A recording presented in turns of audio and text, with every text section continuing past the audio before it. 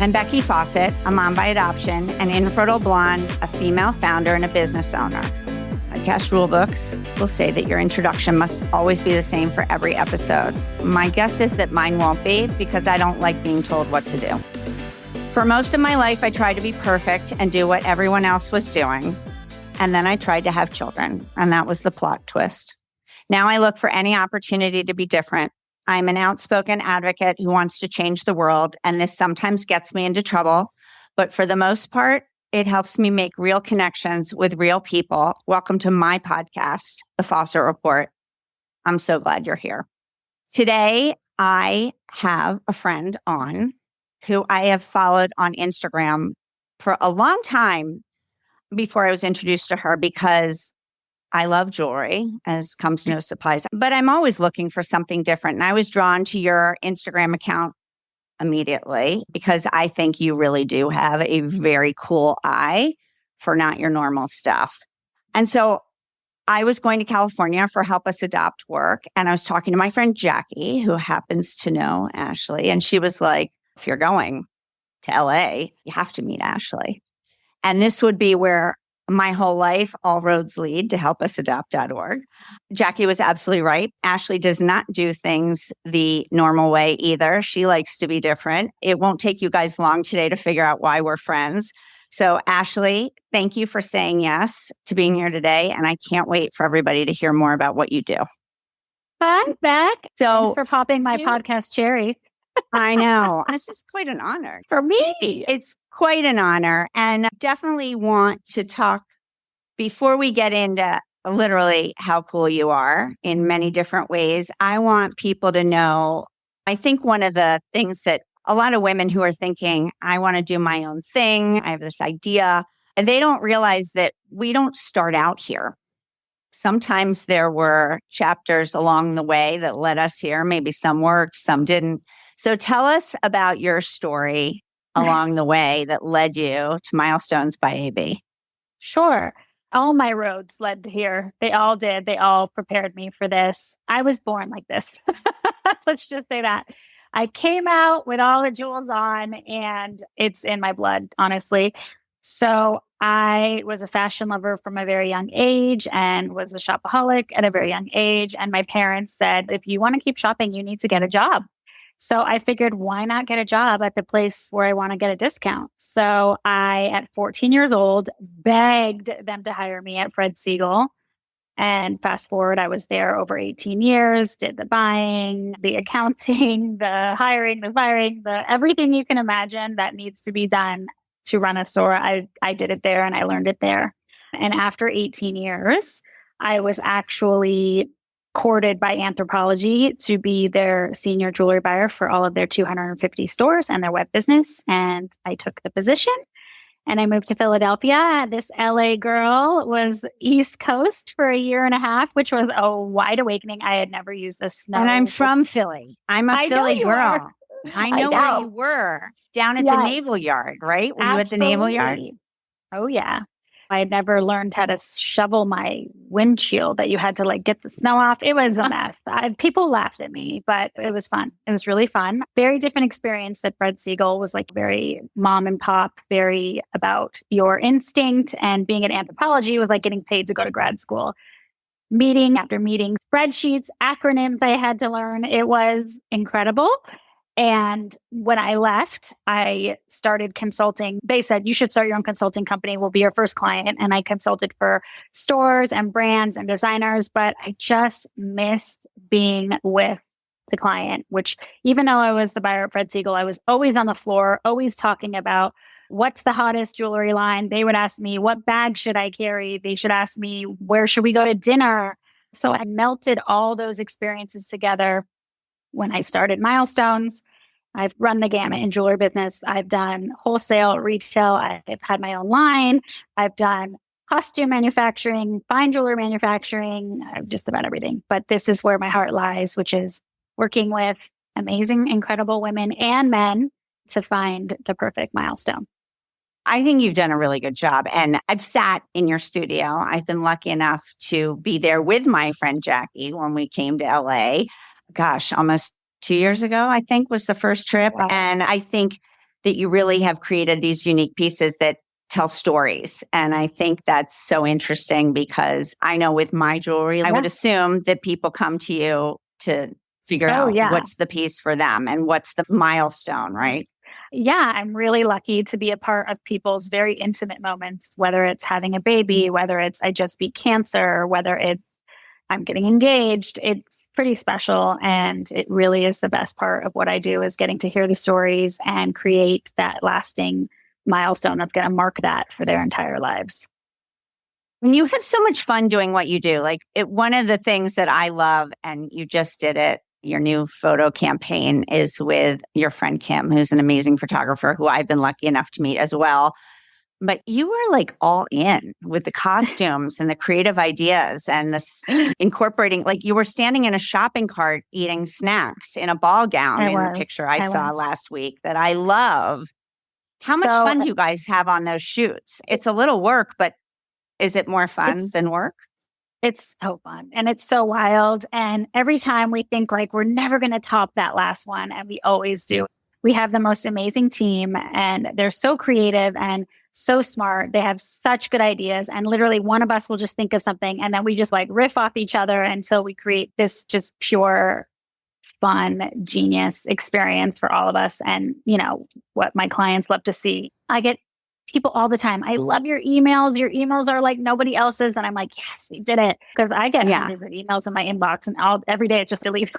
So I don't want to like clog up people's email box. I just want them to find something different and fun. And I've also never been like a very salesy. I'm a salesperson. That's what I do for a living, right? I'm not a salesy salesperson, and I don't want it to be about that. I want it to be about the whole experience. And the little known secret is that I wanted to be an actress and studied acting growing up, but I couldn't handle the rejection and people always like commenting on your physical appearance. But now I get to do it, but on my own terms. That's why I'm in those costumes. It's like I get to be somebody else. I get to be Barbie. I get to be Alice in Wonderland and all these crazy fun people. But wait a minute. So you're on Instagram and you're on stories all the time and you don't have critics? Do you not have critics? Oh my God, the critics. Yeah. I mean, let's be honest. Like, how is it? It's probably worse on Instagram than it ever would have been as an actress. Yeah. I think it's just different because it's a different thing. Like I was in an audition once where the gentleman who was running the audition told me to turn around and I turned in a circle. And he was like, no, turn around, because he wanted to look at my backside. And I was so uncomfortable. So it's more of that, like that kind of physical scrutiny. Yes, I get it now. Trust me. People are spamming me about the way I wash my face. And people are telling me that my makeup looks terrible. When, by the way, the person who was doing my makeup was Alicia Keys' makeup artist. And by the way, I didn't ask you. I didn't ask. But look, we put ourselves out there, and I'm really lucky that the majority of the people who comment are very kind. It is a small piece that are not kind, but we just delete and block. That's all. So let's tell the story of my friend Jackie, who is also going to be a guest on the Fawcett Report, of course. And when I was going out for Help Us Adopt to LA, and I was trying to figure out just some new people to get involved. And Jackie said, maybe you should meet my friend Ashleigh, because she also, in a roundabout way, have a connection to adoption that's very close to your heart. Yeah. I can't remember if Jackie actually knew that at the time, but I did. I have someone on our team that was adopted, and I love and care for her and admire her so much. And it dawned on me that when Jackie was telling me about Help Us Adopt, that what would have happened if her parents couldn't have afforded adoption. And there's so much of her and the amazing person she is because of the two people that raised her, because they are incredible parents. And what would have happened if they couldn't afford it? And that just rocked me thinking about that. You know, when Jackie called me and asked, I said, absolutely, yes. And I remember exactly where I was when I met Jackie, the phone conversation we had when we met, where I was sitting. And I remember her telling me her story, and it just all really hit home. And of course, you put yourself in other people's shoes. And what if I couldn't have had children and I wanted to adopt? And you always just want to count your blessings and give back to thank the universe for your blessings and help people have their blessings. Getting introduced to you was a perfect storm.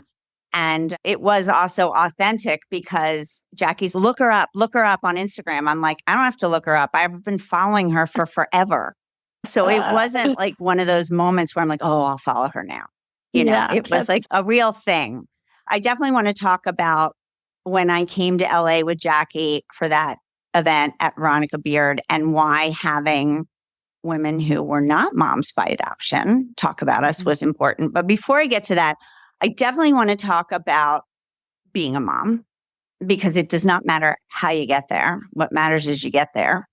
And how with entrepreneurship, it's a unique thing because entrepreneurs work 7 days a week, all the time. And let's talk about that juggle. Let's talk about, I think, whether you're an entrepreneur listening to this or not, that title working mom, which we all hate because dads aren't working dads, but that's another podcast for another day. But it is hard. It is hard to do all of this at the same time. And how do you juggle it? And what are the priorities you set? How does it work for you? How do I juggle it all? I don't. I'm often feeling like a failure in one or multiple areas of my life, whether it's my business, my friends, my marriage, my kids.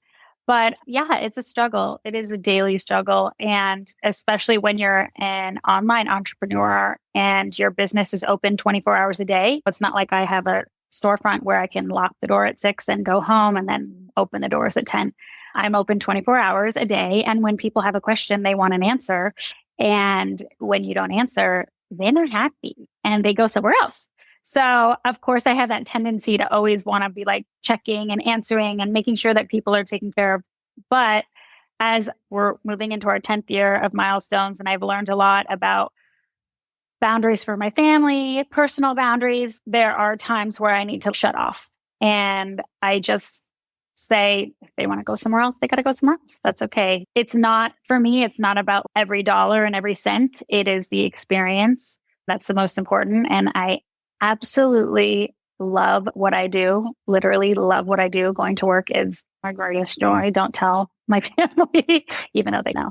It is my greatest joy. Fine. Besides my kids and my husband. I know you're supposed to say that, but it's mostly because the kids and the husband, they're always complaining about you. My work is people are 99% of the time, they're just happy. Oh my God, I love this piece. Or, oh my God, that was so fun. Of course, running a business is challenging, but I don't get a lot of negative feedback, thankfully.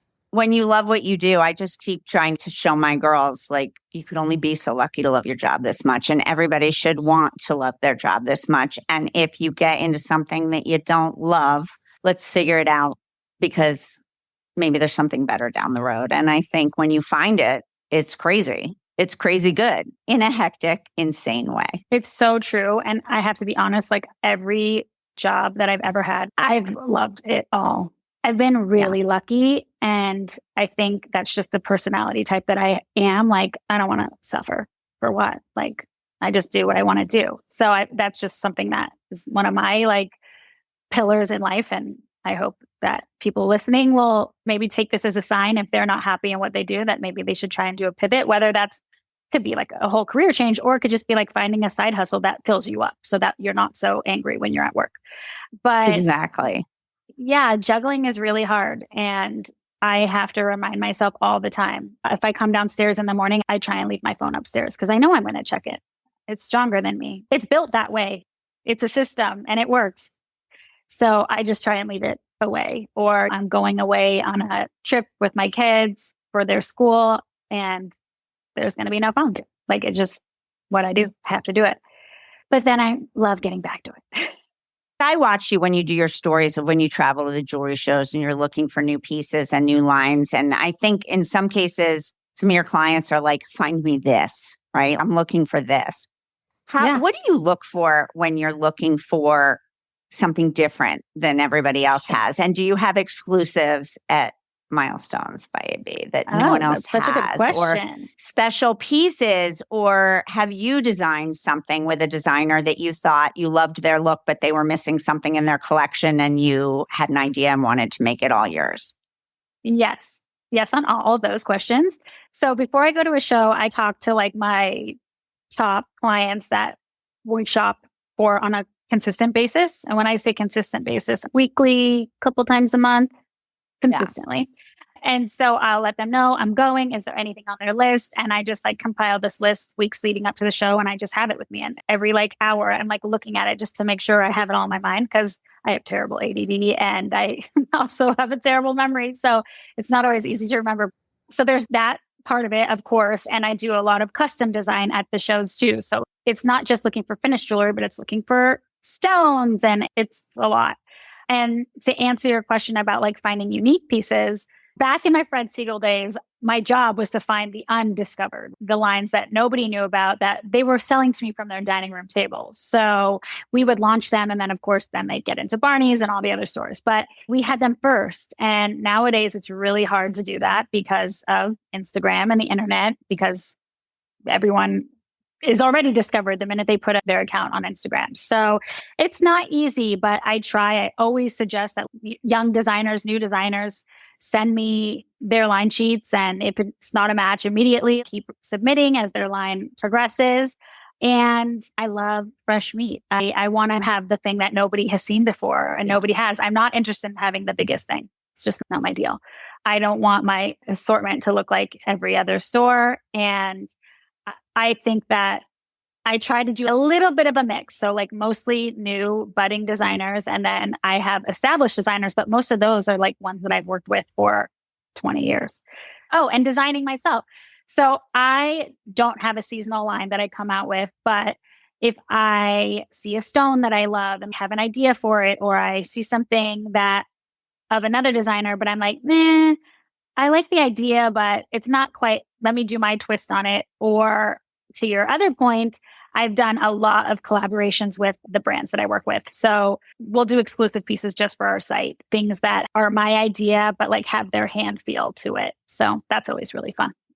No, it's cool. And my only regret is that I'm 3,000 miles away from you when you do these collab launch parties, because I'd like a front row seat for that. They're really fun. We do a good photo shoot and we throw a good party. No, it's amazing. And I do want to go back to one thing we were talking about is this whole working mom thing, because let's go back to a very real issue in today's world of not everybody is wired like you and me to be an entrepreneur.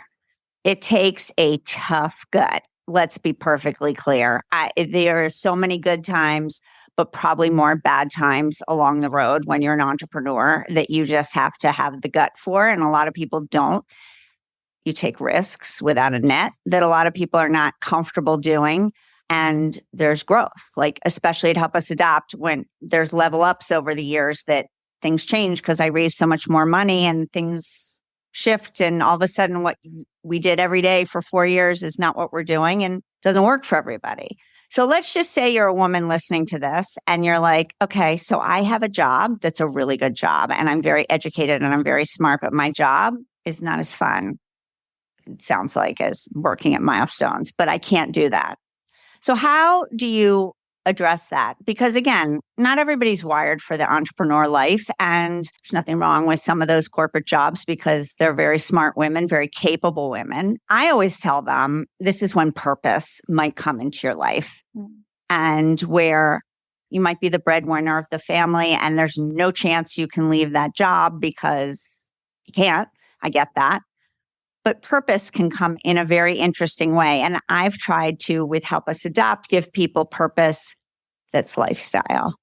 See my segue here into Help Us Adopt, into working with people like you, into the Veronica Beard partnership that we did in LA. This is it. And I've taken my life from before, working in luxury lifestyle advertising, being a luxury lifestyle publicist, then launching a nonprofit that helps build families through adoption, but making it all roads lead to Help Us Adopt in this world that can bridge the gap maybe for women.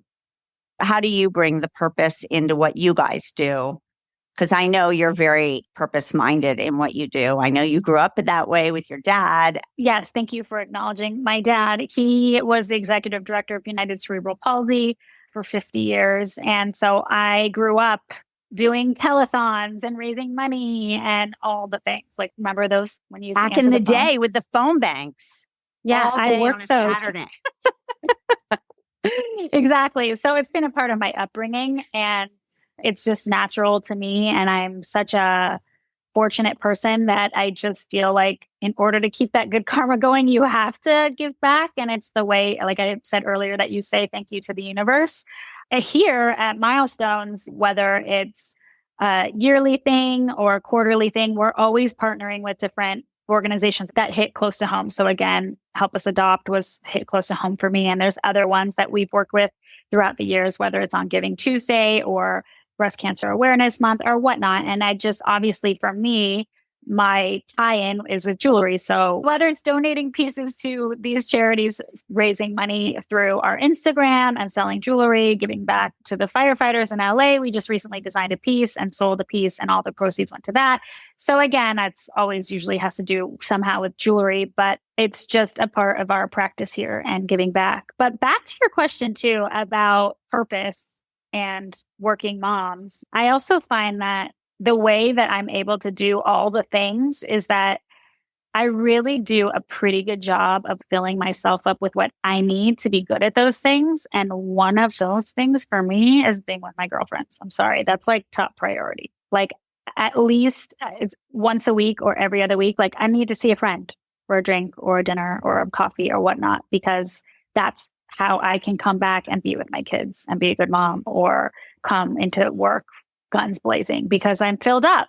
I make sure of that. And if, your way of being filled up, which is your way, which is unbelievable, is giving back, then you should definitely find an organization that you connect with and relates to you, and full steam ahead on that. And that will definitely make being at your shitty job easier. And it's interesting that you said that, because I sort of landed ass backwards as to starting this nonprofit. We all know that. I didn't grow up thinking I was going to do it, and couldn't have a baby. Adopted my girls, spent every penny I had. There were years when there was no jewelry budget whatsoever, because that just wasn't it those years. I was young and all these things were on the table, but being a mom was the number one. And then I noticed that there was nothing else out there to Help Us Adopt. And so I built that. But I will also say that I love the business build of it. And like you were saying, the Fred Segal experience that you got, I like that too. I got that in all my other jobs in the magazine industry and running a PR firm. And so for me, it's been like a double-edged sort of, yes, I get to change the world through my work, but I'm also building something that's on a pretty great business model. And my point was back to the kids. When they were young and in elementary school, I did drop off in the morning. That I did, but that was it. I wasn't the class mom. I wasn't reading a book unless it was their birthday. I didn't do a ton of field trips. All these things I missed. And afternoons, a nanny picked them up, a babysitter picked them up because I was at work. And I will never forget, Jane didn't care so much. Brooke did. And Brooke said to me once, why can't you just be like every other mom one day? And I was like, because I'm not.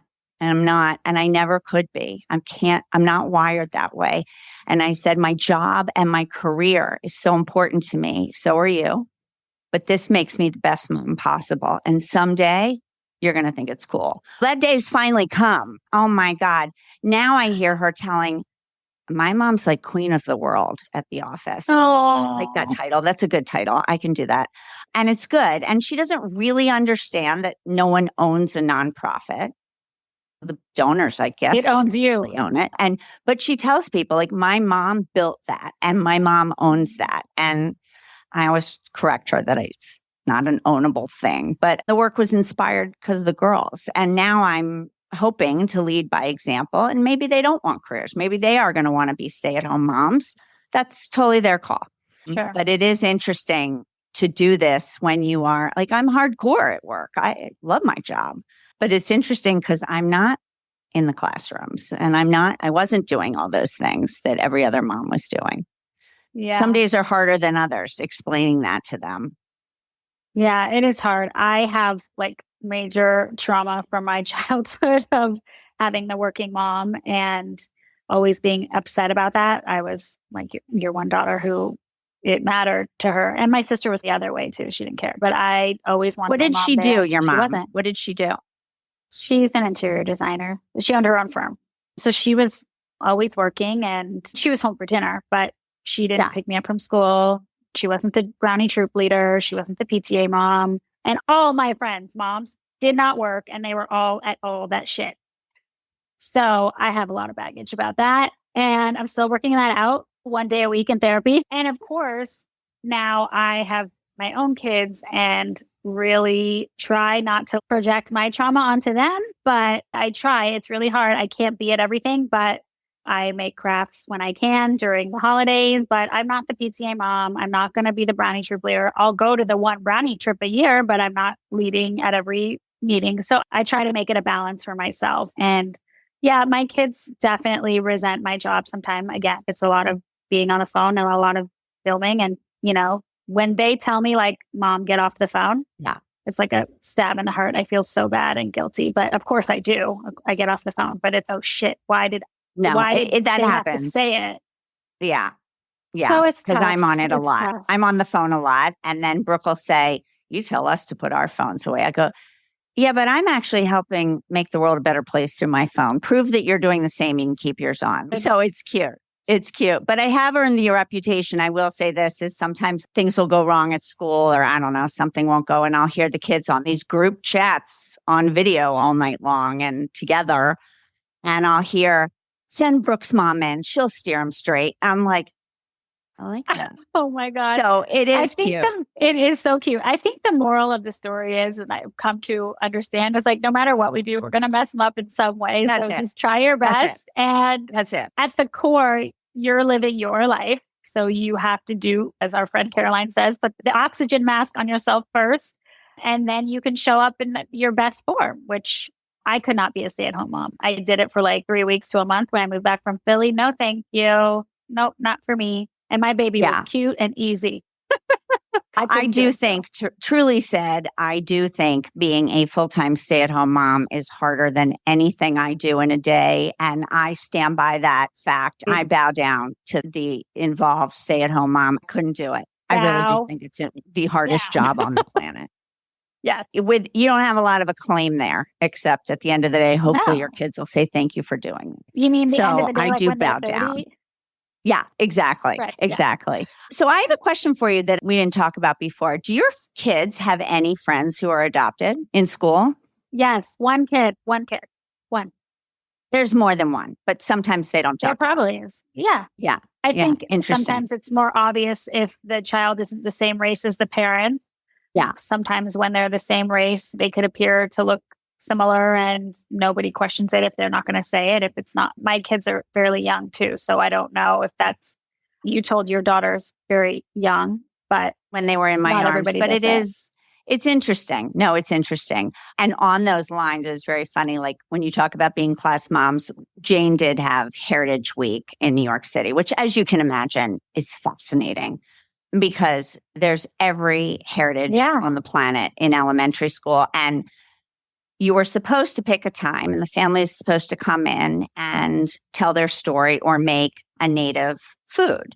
I was like, do you want me to come in? And she goes, oh my God, it would be the most embarrassing thing ever. And I said, thank you.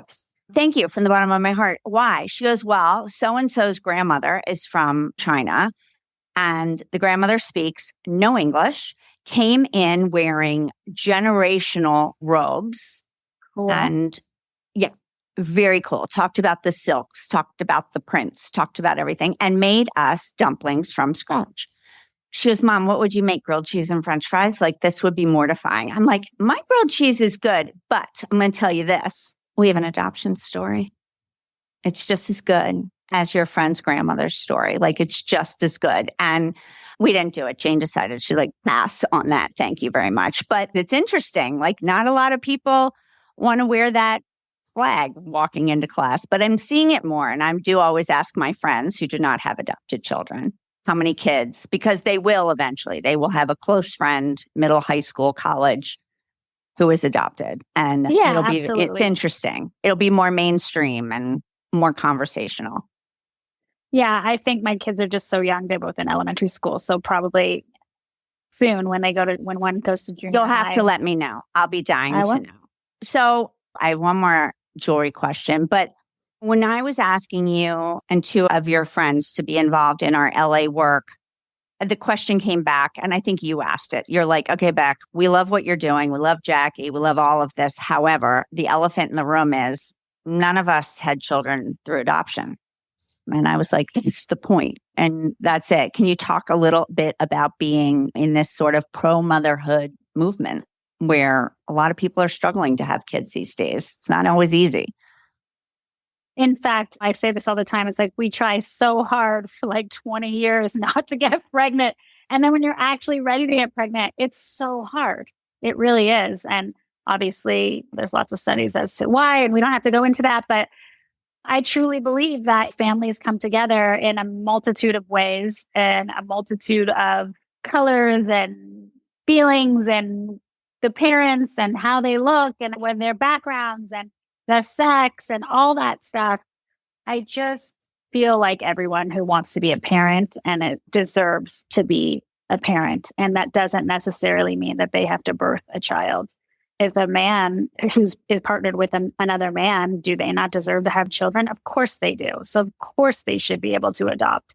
And again, to think about all these homes that people are having kids that shouldn't be for many reasons. And then there's homes where people would die to have a child and take care of it and raise it with love and comfort and so much care and can't because physically they can't or financially they can't. It's just heartbreaking. And so I applaud you for doing the good work and helping more families that should be having children be able to do that because that's what life is all about. It's about procreating and passing on all the good that you and your family and your lineage has to offer. And when I say lineage, I don't mean your DNA. What your daughter was talking about, your grilled cheese and fries. Yeah, you get to pass my grilled cheese is on. good.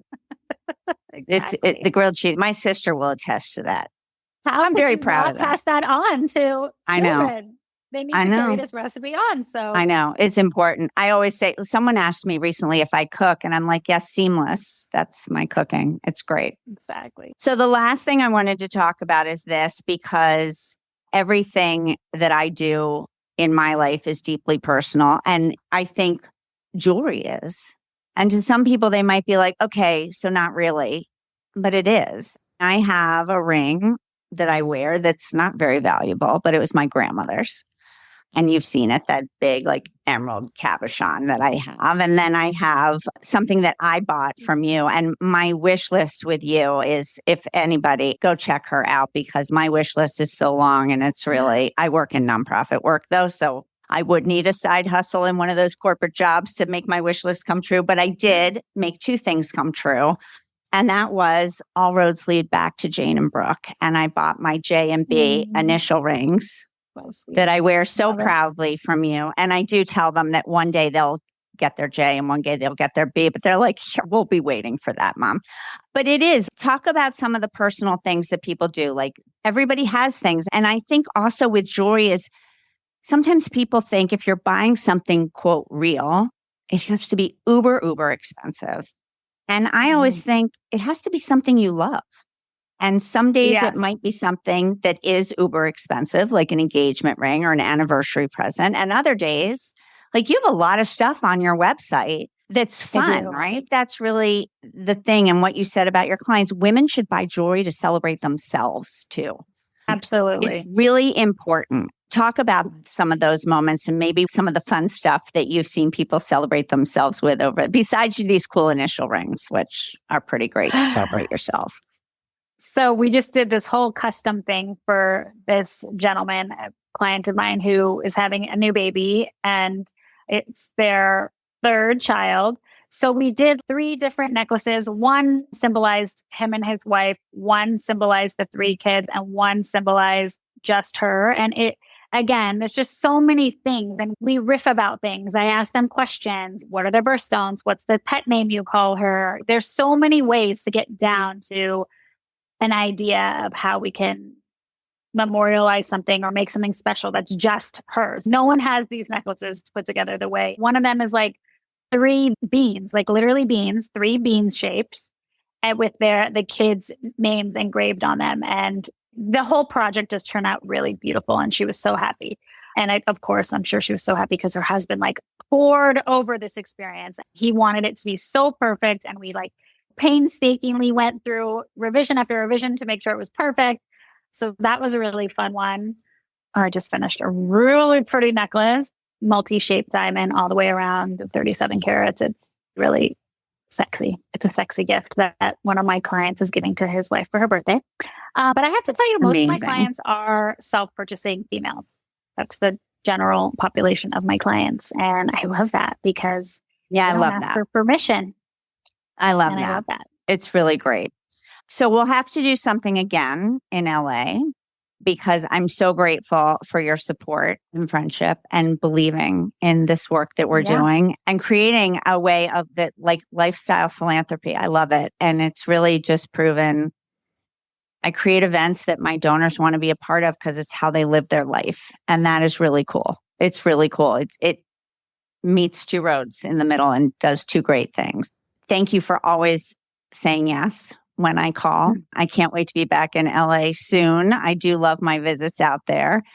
I just want to say, Becky, thank you because truthfully, honestly, I don't think everyone is meant to be a parent, and power to the people who know that they're not into that. And I think that's a great thing.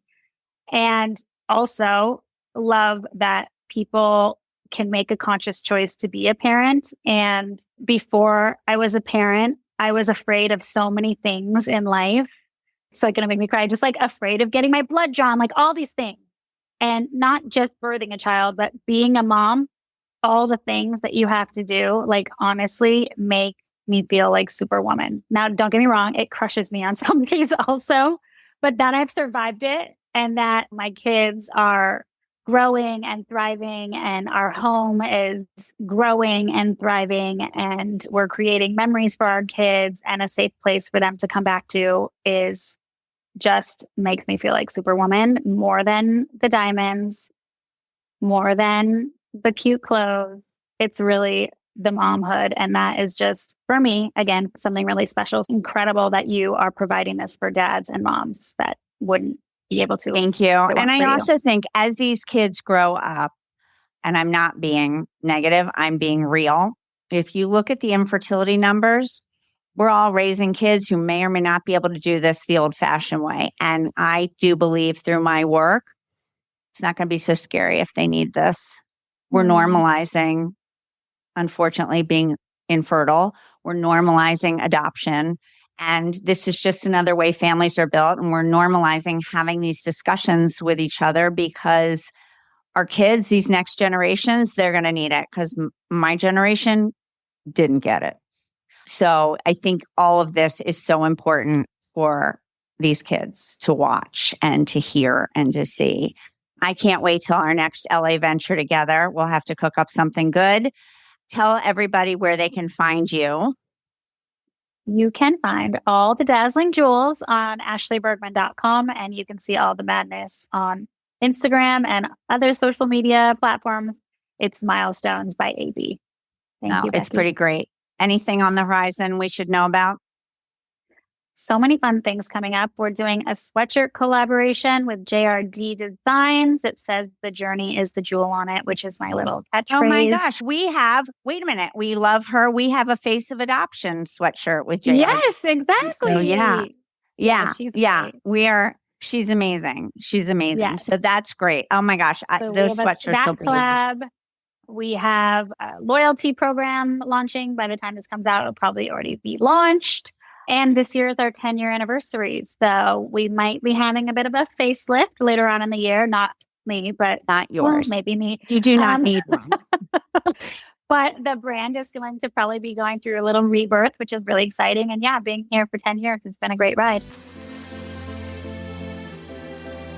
30 seconds with Becky Fawcett. So in my interview with my friend Ashleigh, one of the things we talked about as being a working mom, which again, we hate that title, but that's what it is. But not only a working mom, an entrepreneurial working mom, which means it's 24/7 when you're an entrepreneur. It really is. So we talked about not being perfect all the time with our kids. One of the things that I think is so important is how to apologize to your kids as a parent. First of all, people in general do not understand how to apologize. So there's that. But I'm going to tell you something. When I mess up and I'm wrong with my kids, I tell them I tell them that I'm wrong, that I messed up, that there's no rule book to this. And especially in adoption, there's no rule book in this. So the first time I did it with both Jane and Brooke, I will never forget their faces because kids don't expect you to apologize. But we're in this together. I'm not perfect, but I want to be better and I want to do it right by them. And apologizing when I make a mistake is the first step to that. 30 seconds with Becky Fawcett. Thank you for listening to the Fawcett Report. I'm so glad you were here today. And here's to seeing the world a little differently and possibly using your voice to make a difference. You can follow the Fawcett Report on Instagram and Facebook and YouTube. And you can message me on Instagram or Facebook. And I will actually respond as long as you're not mean. You can disagree with me. You can share your point of view, but you can't be mean because I don't do mean. And finally, if you're curious about my adoption advocacy and family building work through helpusadopt.org, you can find us there on Instagram and Facebook, as well as through the website, helpusadopt.org. See you next time.